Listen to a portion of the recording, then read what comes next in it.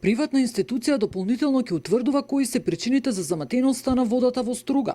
Стружани се уште немаат чиста вода за пиење, а градоначалникот Ќура уверува дека се преземаат сите мерки од страна на надлежните институции и се надева дека за неколку дена ќе се реши овој горлив проблем, кој во градот го има со години наназад. Се мисли дека може да е дојдено од земјотрес, може да е дојдено од лица кои работеле од 2020 па пред то со копање во горниот дел на базенот, што е можно, но не можам да потврдам со сигурност дека се случува тоа.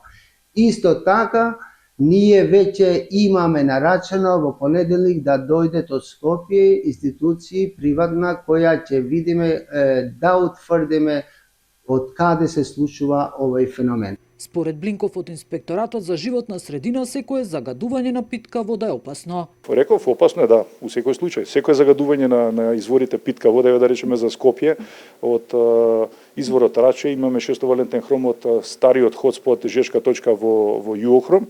Доколку еднаш се загади тој извор и практично вечно главниот град ќе остане без питка вода за пиење. Значи, опасноста е сериозна, посебно за изворите за питка вода. Иако според последните анализи на Центарот за јавно здравје заматеноста се намалува, сепак се уште трае забраната за користење на водата од градскиот водовод во Струга. Нина Аритоновска, Сител телевизија.